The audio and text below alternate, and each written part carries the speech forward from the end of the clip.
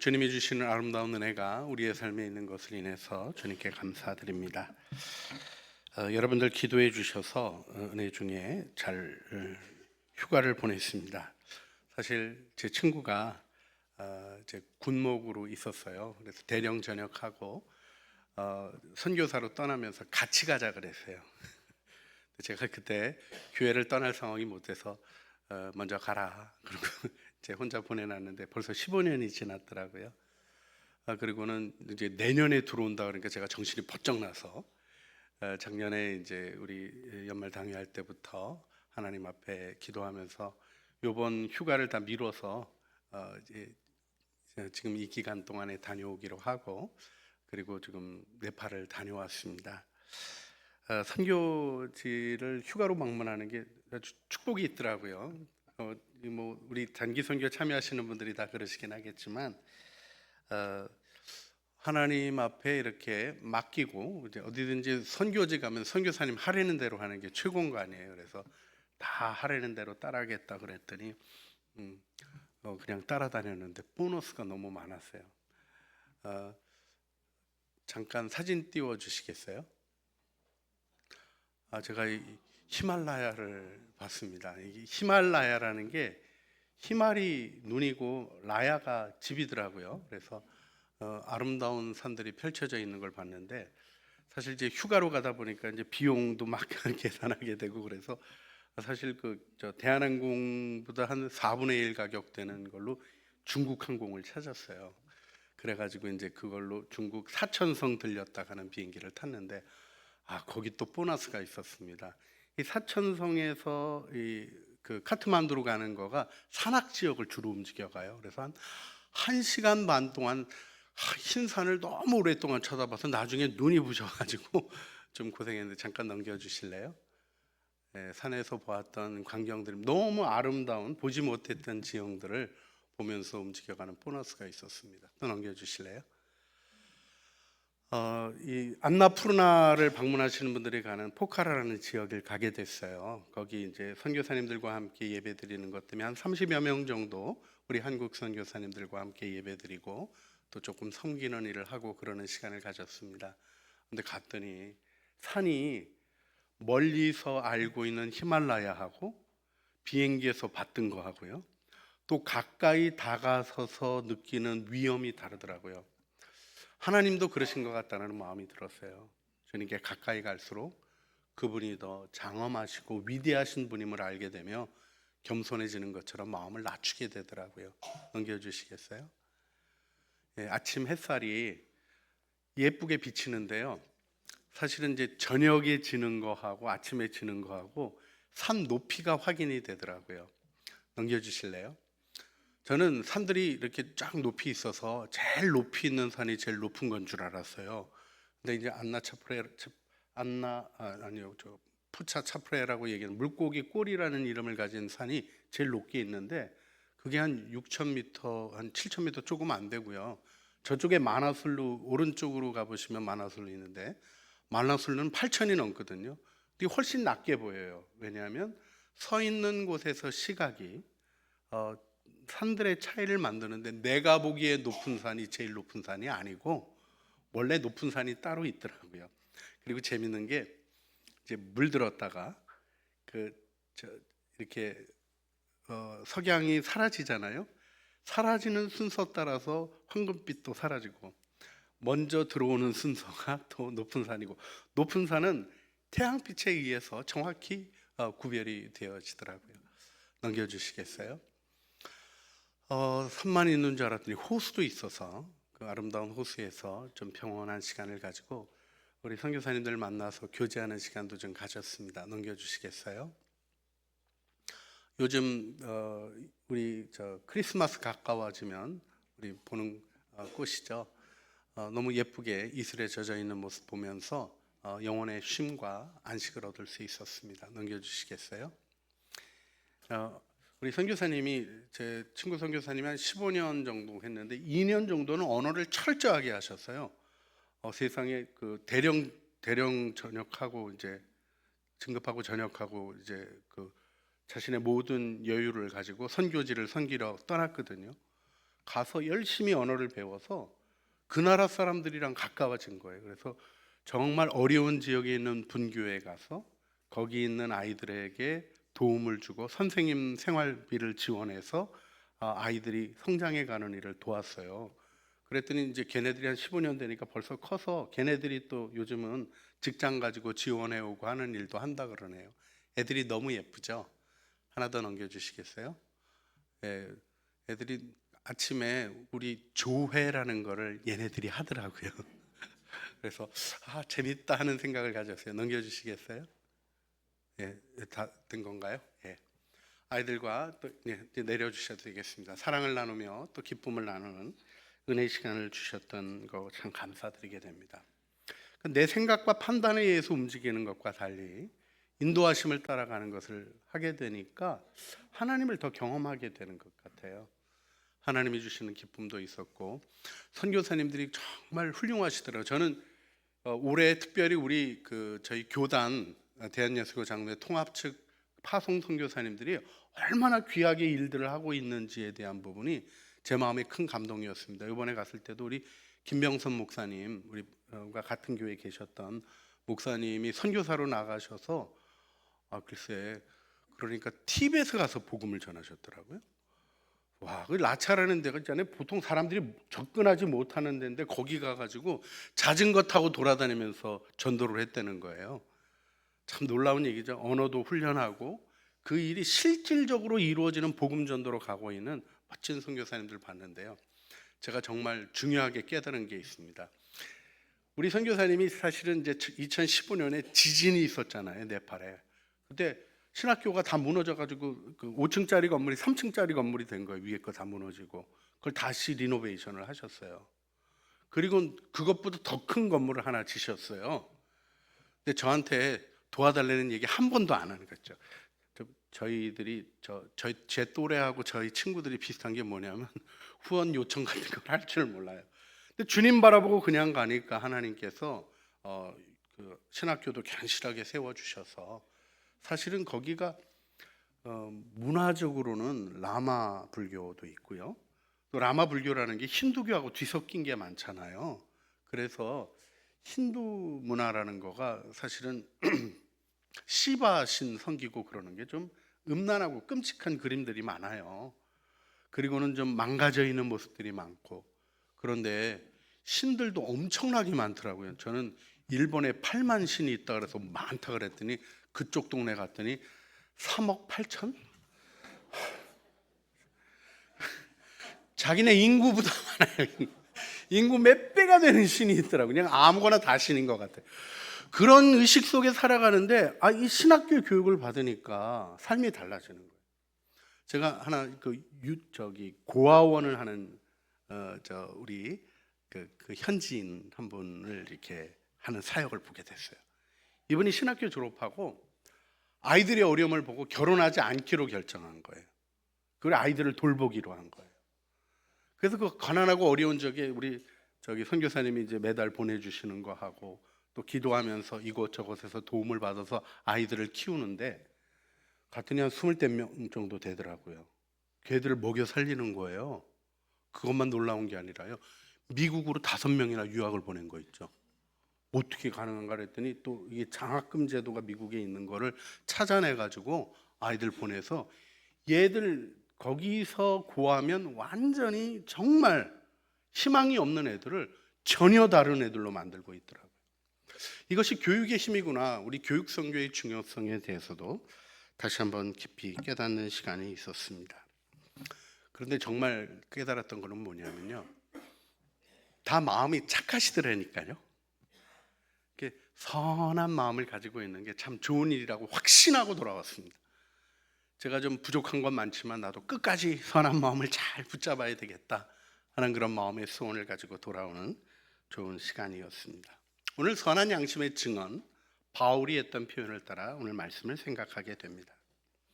여러분, 착하고 좋은 마음은 그리스도인들이 노력해야 되는 마음이 아니라 그리스도인의 필수입니다. 왜요? 선한 양심은 우리의 구원의 기초인 믿음과 깊이 연관되어 있기 때문입니다. 디모데전서 1장 19절 말씀, 믿음과 착한 양심을 가져라. 어떤 이들은 이 양심을 버렸고 그 믿음에 관하여는 파선하였느니라. 우리의 구원을 이루는 믿음이 파선하는 경우가 있는데 언제요? 선한 양심을 버리면 파선한다는 거예요.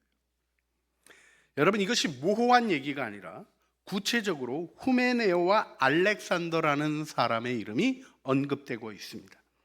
1장 20절 말씀이죠. 그 가운데 후메네오와 알렉산더가 있으니 내가 사단에게 내어준 것은 그들로 훈계를 받아 신성을 모독하지 못하게 하려 함이라. 요즘 편집 가운데 이런 일 쓰면 아마 바울이 고소당할 거예요. 이제 뭐죠? 명예훼손 그런 걸로 고소당할 거예요. 근데 바울이 명확하게 얘기합니다. 당신들 공동체 안에 후메네오와 알렉산더가 있는데 내가 그들을 사단에게 내어줬다. 다시 말하면 바울의 기도 안에 보호하는 일을 그쳤다는 겁니다. 그리고 그들이 훈계를 받아야 한다는 생각을 했다는 거예요. 왜요? 그들은 선한 양심을 버렸고 믿음에 관해서 파선하고 자기의 것을 주장하는 망가진 사람이 되었기 때문이죠.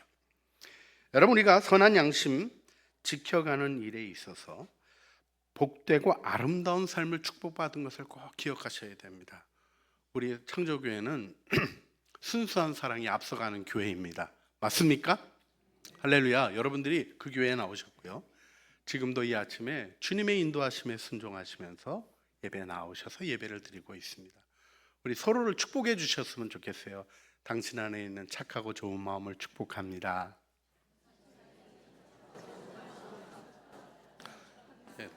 그리고요, 우리 이걸 굳게 지켜나가자고요. 다른 거가 아니라 우리 안에 두신 아름다운 마음을 세워가는 것은 영원한 나라의 영광이 너무나 중요한 것이기 때문입니다. 그리고 이것이 기독교의 증언의 가장 확실한 부분이었다는 것을 함께 기억하길 원합니다. 사실 우리 양심에도 종류가 있습니다. 먼저 악한 양심이 있죠. 우리가 예수 믿기 전에는 우리의 양심이 악해 있었어요. 그래서 우리 히브리서 10장 22절 고백대로 우리가 마음의 뿌림을 받아 악한 양심으로부터 벗어나고 몸은 맑은 물로 씻음을 받았으니 참 마음과 온전한 믿음으로 하나님께 나아가자. 할렐루야. 그렇습니다. 우리가 악한 양심으로부터 벗어나는 은혜를 그리스도의 보혈로 얻었죠. 사실은 세상엔 더럽혀진 양심이 있습니다. 디도서 1장 15절 말씀이죠.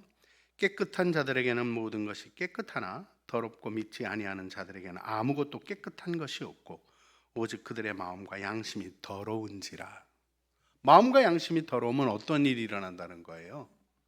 아무것도 깨끗하지 않다는 거예요. 무슨 얘기입니까? 자기 마음의 더러움으로 사람들을 본다는 거죠. 자기가 거짓말하니 남이 또 거짓말하리라고 생각하고, 자기가 악한 계획을 따라 생각하니 남도 악한 계획을 따라 생각한다고 생각해서 있는 그대로의 모습의 아름다운 것들을 보지 못하는 안타까운 일이 일어난다는 거죠. 분별 없이 살아간다는 얘기하고는 좀 다른 얘기입니다. 내 마음의 그림으로 비춰보는 일이 있다는 것을 우리는 마음에 기억할 필요가 있는 것이죠. 근데 심각해지면 이 양심이 화인 맞은 양심이 됩니다. 디모데전서 4장 2절, 자기 양심이 화인을 맞아 외식함으로 거짓말하는 자들이라. 겉모습만 생각하고 그 겉모습을 지키기 위하여 거짓말하는 이들의 양심은 어떤 양심이라고요? 화인 맞았다는 게 뭡니까? 양, 소 이런 거 자기 거 표시하느라고 이렇게 화인을 찍잖아요. 그러면 어떤 일이 일어나요? 피부가 망가져서 감각이 무디어지죠. 양심이 화인을 맞아서 정상적인 기능을 하지 못하는 상태가 되어 외식하는 일에 빠져 있고 그 일의 거짓말을 두려워하지 않는 사람이 되어버리고 만다는 것이죠. 우리는 선한 양심으로 축복을 받았습니다. 깨끗한 양심, 이것이 그리스도의 일꾼에게 요구되는 것임을 디모데전서 3장 9절 말씀이 얘기하고 있죠.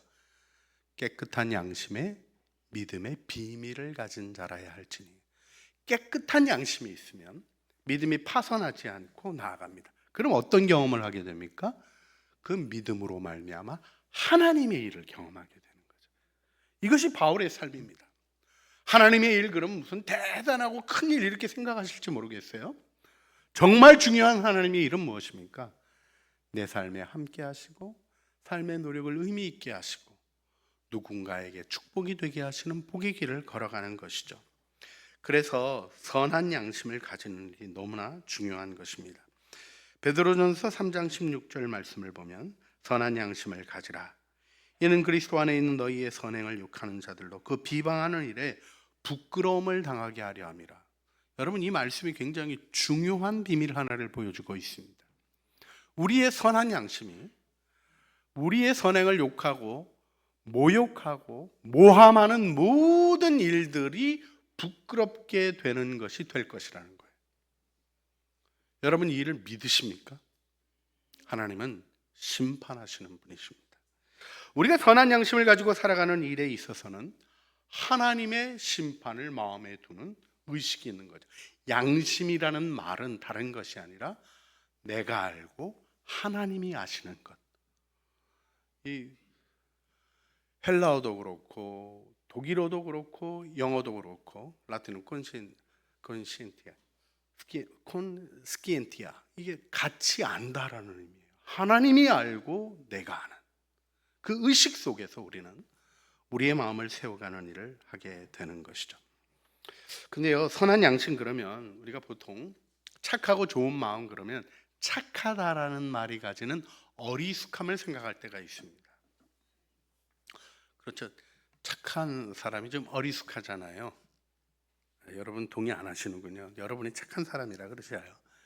근데요, 이 어리숙하다라는 말과 다른 착함이라는 말을 잘 기억하셔야 돼요. 바울이 지금 어리숙하게 행동하고 있지 않습니다.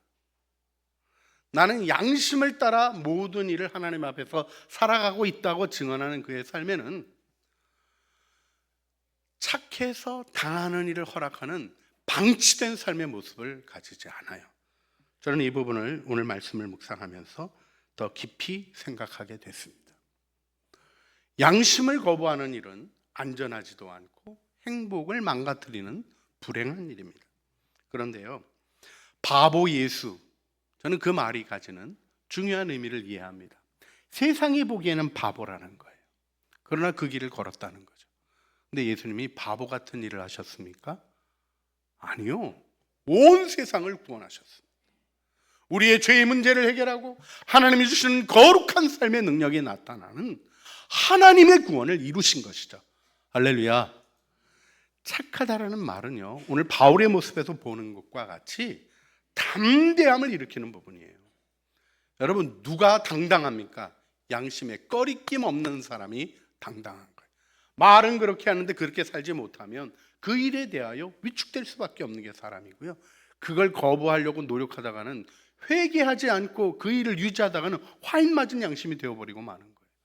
회개하고 돌이키고 주님이 주시는 은혜 가운데 서면 우리 안에 주시는 은혜가 점점 더 확실하여지고 두려움 없이 선포하는 믿음의 선언 안에 있게 되는 것이죠. 오늘 바울이 산헤드린 공의회 앞에 섰습니다. 여러분, 이 일을 잘 기억하셔야 돼요. 자, 지금 바울이 억울하게 잡혔죠. 예루살렘에 구제연금을 가지고 왔는데 예루살렘 교회가 당신 율법 잘 안 지킨다는 얘기 들으니까 율법 지키는 모양을 보여주라고 얘기합니다. 또 우리 네 사람 결례 행할 사람들이 있으니까 비용을 당신이 내고, 지금 바울이 돈 많은 사람이라고 지금 치부되고 있는 거예요. 비용을 당신이 내고, 그래서 이들의 결례 비용을 내서 그 결례를 완성시키라고 얘기를 합니다. 그 바울이 사실은 좀 부당하게 느껴질 수 있는 일인데 바울의 태도는 뭡니까? 하나님 앞에 순종하는 태도를 가져요. 순종하고 그 일을 진행했습니다. 그랬다가 오해를 받은 거 아닙니까? 여러분, 바울이 유대인이 아닌 이방인을 데리고 성전에 들어갔을 리가 없죠.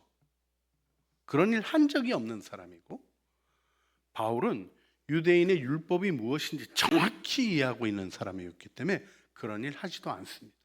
근데 바울이 성전 안에 있다는 이유 하나만으로 거기 있는 유대인들, 바울을 어느 정도 아는 유대인들 안에 자기의 생각을 따라 판단하는, 자기의 추측을 따라 판단하는, 이방인도 데리고 들어왔구나 하는 잘못된 생각을, 그걸 표현한 거예요.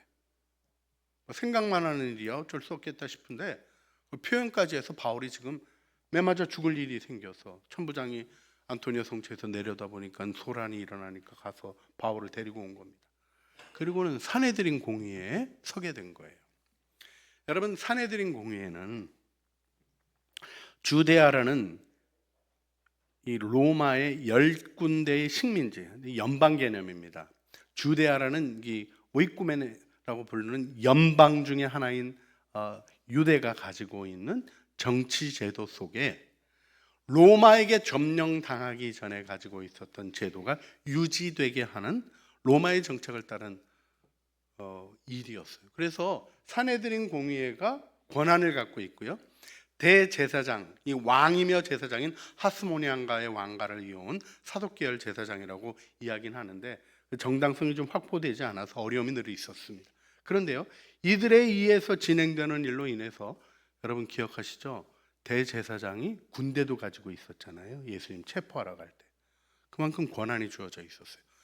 산헤드린 공의회에 권한이 다 주어진 게 아니어서 사형에 대한 권한은 산헤드린 공의회에 없었습니다.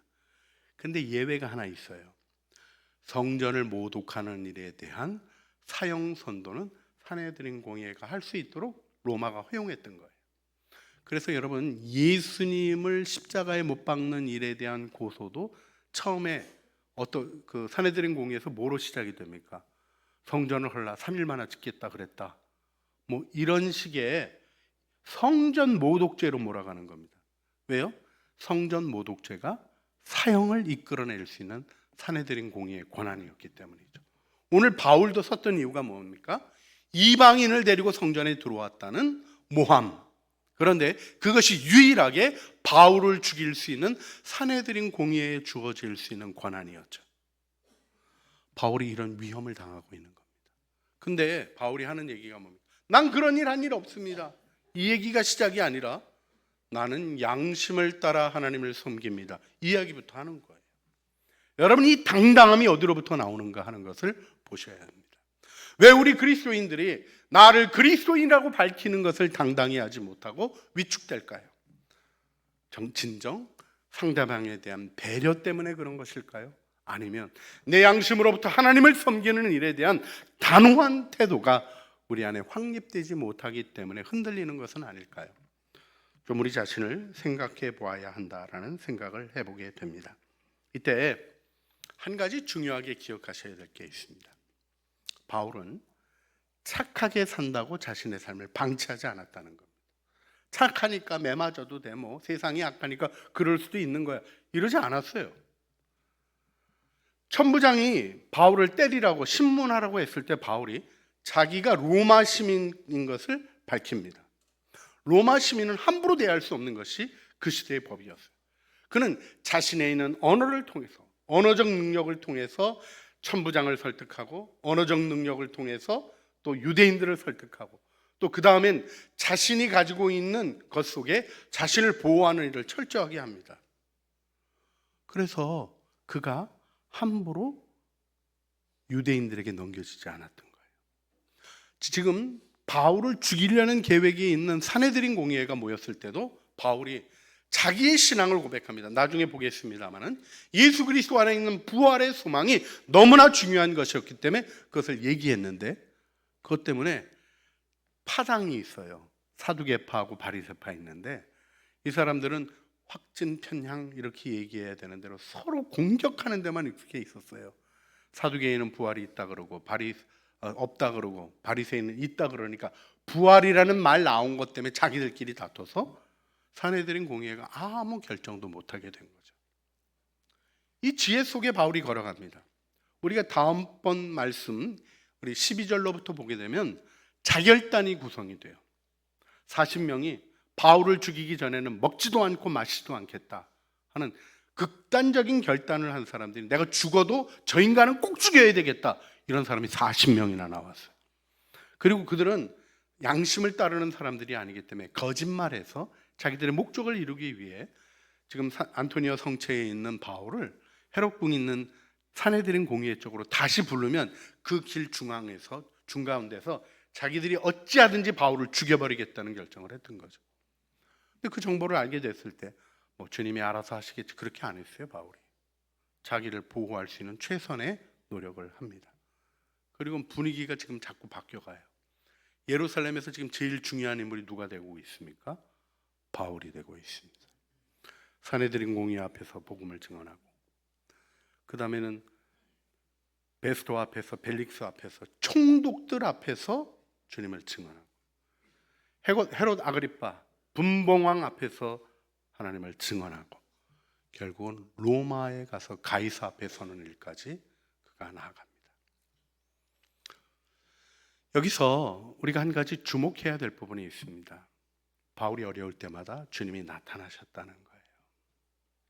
죽음의 위협이 그에게 찾아오고 자결단들이 결성돼서 더 어려운 일이 생기려고 할 때 밤에 주님이 바울에게 나타나 그 곁에 서십니다. 그렇습니다. 23장 11절, 그날 밤에 주께서 바울 곁에 서서 이르시되 담대하라, 내가 예루살렘에서 나의 일을 증언한 것 같이 로마에서도 증언하여야 하리라. 그의 길을 얘기해 주셔요. 그를 격려해 주십니다. 첫 번에 있었던 사건이 아니에요. 바울이 고린도에서 어려워서 힘들고 고민하고 있을 때 우리 사도행전 18장 9절 말씀처럼 밤에 주께서 환상 가운데 나타나셔서 바울에게 두려워하지 말라, 침묵하지 말고 말하라, 이렇게 격려하시며 복음을 전하게 하셔요. 나중에 우리 27장으로 가보게 되면 바울이 유라굴로라는 광풍에 시달리며 죽을 지경이 되어집니다. 배가 오랫동안 표류하고 모든 사람이 희망을 잃었을 때 주님이 27장 23절, 내가 속한 바 곧 내가 섬기는 하나님의 사자가 어제 밤에 내 곁에 서서 말하되, 주님이 또 그에게 나타나시는 것. 그리고 배는 깨어지겠지만 생명은 하나도 잃어버리지 않겠다. 이 용기를 주면서 어려움 가운데 있는 사람들을 구출해 냅니다. 자, 우리가 설교를 마무리하면서 한 가지를 마음에 기억했으면 좋겠어요. 바울이 자기의 삶을 존중하고 있습니다. 의미 없이 매맞는 일이라 의미 없이 상해를 당하는 일을 가볍게 여기지 않고 최선을 다하여 자기의 삶을 지키고 있습니다. 그런데 중요한 것은 그 지킴의 목적이 무엇인가 하는 거죠. 그 안전을 추구하는 목적은 다른 데 있는 것이 아닙니다. 자기 안정이 아니라 복음이 증언되어야 하는 사명의 초점이 정확히 가 있는 것이죠. 여러분, 우리가 오늘 주님 앞에서 우리의 삶을 다시 한번 생각해 보기를 원합니다. 여러분의 삶을 이끌어가는 것은 과연 무엇입니까? 삶을 허비하거나 방치하고 있지는 않습니까? 주님 앞에 최선을 다했습니다 고백할 수 있는 그 고백이 준비되고 계십니까?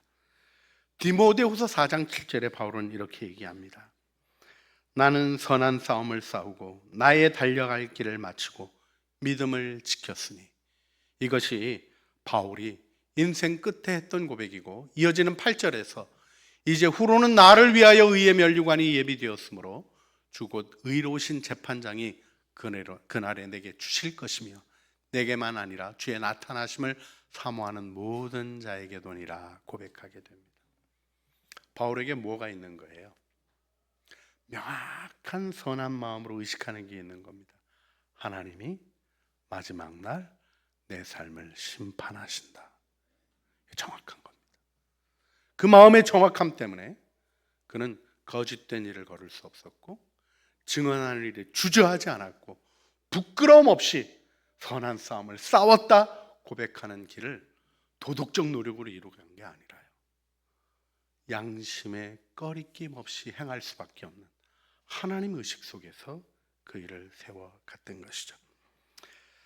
오늘 우리가 바울이 공회에서 했던 사도행전 23장 1절을 다시 읽고 기도하기를 원합니다. 바울이 공회를 주목하여 이르되, 여러분 형제들아, 오늘까지 나는 범사의 양심을 따라 하나님을 섬겼노라. 우리 다시 한번 같이 읽어볼까요? 바울이 공회를 주목하여 이르되, 여러분 형제들아, 오늘까지 나는 범사의 양심을 따라 하나님을 섬겼노라. 나는 오늘까지 모든 일에 양심을 따라 하나님을 섬겼습니다. 이 부끄럼 없는 고백이 우리 모두의 고백이 되어지고, 이 고백으로 주님 앞에서는 믿음의 용사들이 되시기를 주님의 이름으로 축원합니다. 이 시간 우리가 기도하기를 원합니다. 내 삶을 방치하고 있지는 않는지, 하나님이 주신 사명이 이끌어가는 일을 선한 양심으로 명확히 의식하고 은혜로 응답하고 있는 아름다운 삶의 영광 속에 하나님을 경험하는 은혜의 영역으로 우리의 삶을 이끌어 세워 주시옵소서. 우리 주여 한번 부르짖어 주님 앞에 기도하시겠습니다. 주여, 사랑과 은혜가 풍성하신 아버지 하나님, 저희 오늘도 주님 앞에 나왔습니다. 하나님의 거룩한 은혜를 따라 선한 양심을 따라 하나님 앞에 부끄러움 없이 서는 자 되기를 소원합니다. 죄를 지으면 깨달아 회개하게 하여 주시고 악한 양심으로부터 벗어나 선하고 착하고 좋은 마음으로 주님의 말씀에 순종하며 하나님의 일을 경험하는 저희들의 삶이 되게 하여 주시옵소서. 바울은 이 선한 양심을 따라 거침없이 증언했습니다. 위기가 찾아와도 넘어섰습니다. 하나님 위협 안에 두려워하지 아니하고 주님을 증언했습니다. 우리의 삶이 이 믿음의 당당함에 설 수 있는 영광 안에 이루어지도록 우리의 마음을 가꾸어 가게 하여 주시고 선하게 세워내게 하여 주시옵소서.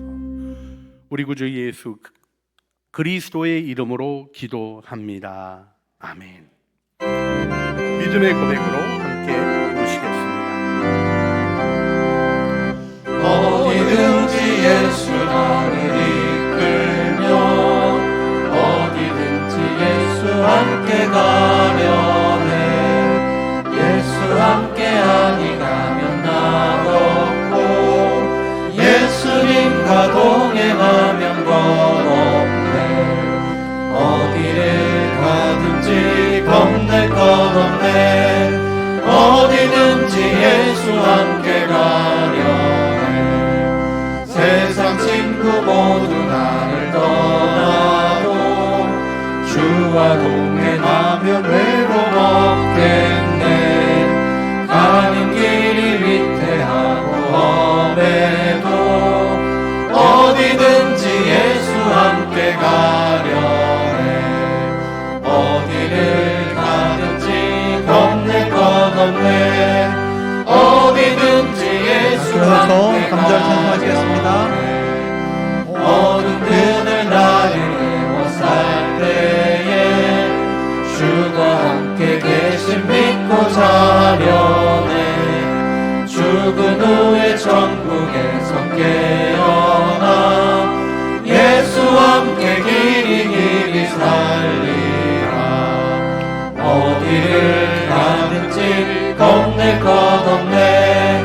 어디든지 예수와 함께 가려네. 여러분 형제들아, 오늘까지 나는 범사의 양심을 따라 하나님을 섬겼노라.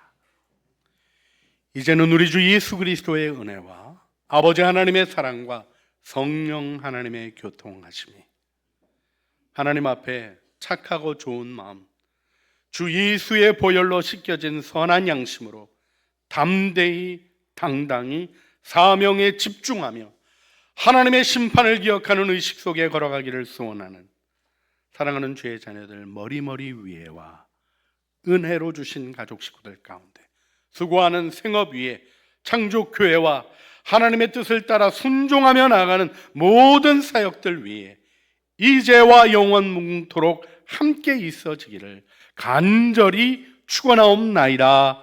아멘.